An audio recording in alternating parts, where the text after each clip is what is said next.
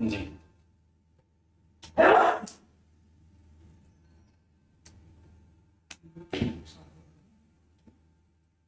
मुझे कल प्रश्न किया था कि थोड़े शब्दों में कृपया बताइए कि जो हम ये निवृत्ति कर्म योग में कामना के द्वारा, कामना की निवृत्ति से कर्म योग प्राप्ति होती है, ममता की निवृत्ति से भक्ति योग, और अहंता की निवृत्ति से ज्ञान योग। मेरा कल के बाद प्रश्न थोड़ा मैंने बदल चाहता हूँ हल्का सा, तो ये कि ये तो सुना हुआ है और पता नहीं लगता है कि ऐसा करने से उत्तम स्थिति मिलेगी।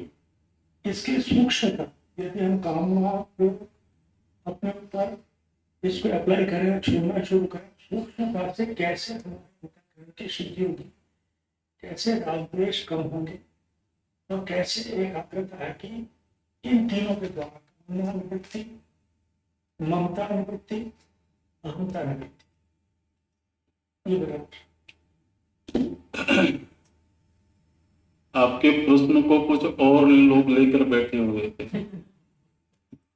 जब तक उनके प्रश्न का उत्तर मिलता तब तक जहां से प्रश्न आया वो क्या हुआ?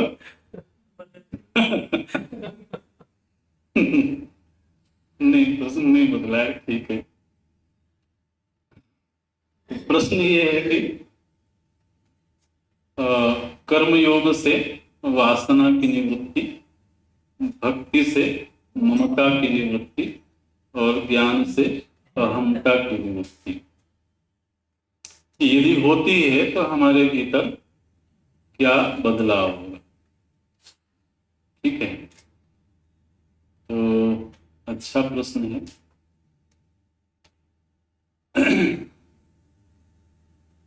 लेकिन ये प्रश्न अपने आप में पूरा एक शास्त्र है।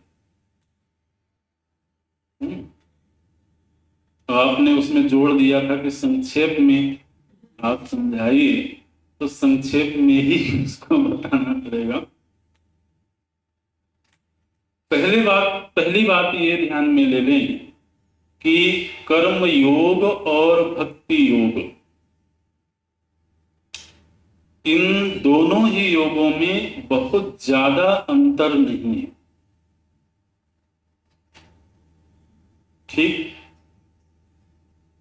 कर्म योग और भक्ति योग में बहुत ज्यादा अंतर नहीं है। जैसे आपने सुना कि कर्म योग मतलब ईश्वरार्पण भाव से कर्म करना। ईश्वरार्पण भाव तब आएगा जब ईश्वर से प्रेम होगा। हम जिससे प्रेम करते हैं उसी के लिए जीना चाहते हैं।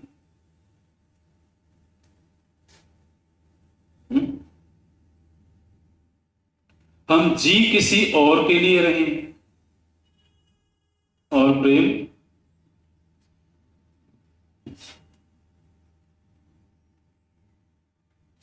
ये तो गड़बड़ हो जाएगा।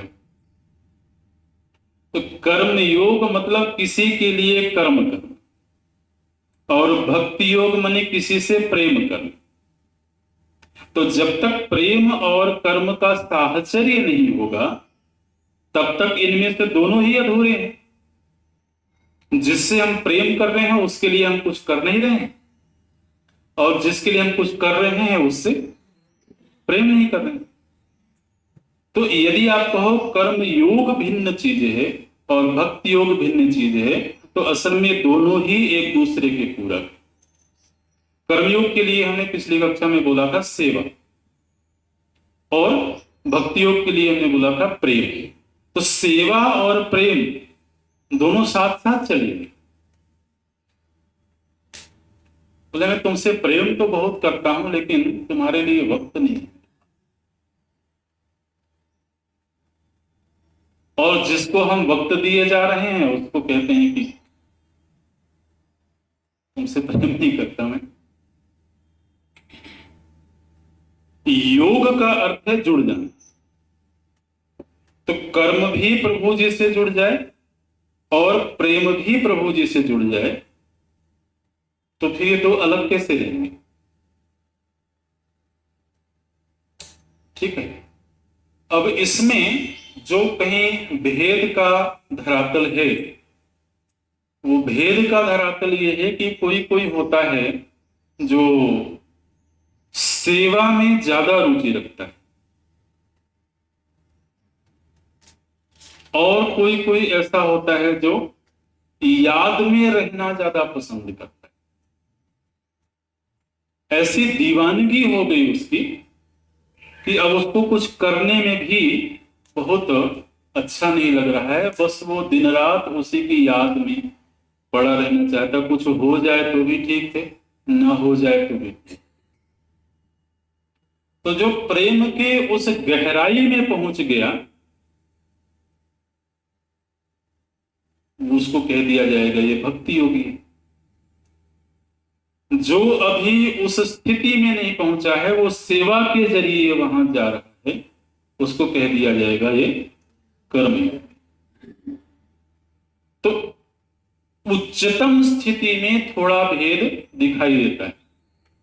इसी को भक्ति की भाषा में कहा जाता है नीमा भक्ति और प्रेमा भक्ति। नीमा भक्ति में हमको बहुत नियमबद्ध तरीके से जीवन जीना होता है कि इस समय प्रभु जी को भोग लगाना है, इस समय उनको सुलाना है, इस समय उनको स्नान करवाना है, इस समय उनका मनोरंजन करवाना है ना। दूसरा ये है कि उसको ख्याल ही नहीं है। हम सुनते हैं किसी महापुरुष के विषय में, रामकृष्ण परमहंस जी के विषय में सुनते हैं, देवी की आरती कर रहे हैं और आरती करते करते अपनी ही आरती करने लगे। देवी को भोग लगाने गए हैं और वो देवी को खिलाने की बजाय खुद को ही खिलाने लगे। तो जो भाव समाधि की स्थिति में अगर कोई पहुंच गया हो, तो वहां फिर भक्ति योग और कर्मयोग में थोड़ा भेद हो जाएगा, लेकिन व्यावहारिक रूप में ये दोनों एक ही हैं। एक तो ये ध्यान में ले लेना चाहिए। प्रश्न ये था कि कर्मयोग से वासना की निवृत्ति, तो ममता और वासना इन दोनों की एक साथ ही निवृत्ति होगी यदि प्रभु जी से ममता जुड़ जाए।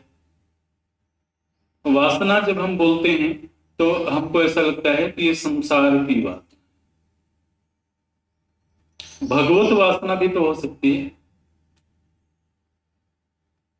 तो जैसे जैसे भगवत वासना गहरी होने लगेगी, वैसे वैसे संसार वासना शिथिल होने लगी, और जैसे जैसे प्रभु जी से ममता गहरी होने लगी, वैसे वैसे संसार की ममता शिथिल होने लगी।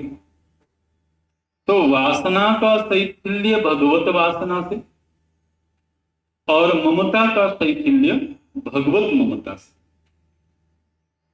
इस तरह। और आपने ये कहा कि ज्ञान से अहंकार की निवृत्ति होगी। अहंकार जब हम कह रहे हैं तो वो सीमित अस्तित्व की अनुभूति। जिस दिन ये पता लग गया कि मेरा अस्तित्व असीम है, उस दिन सीमितता की अनुभूति टूट गई।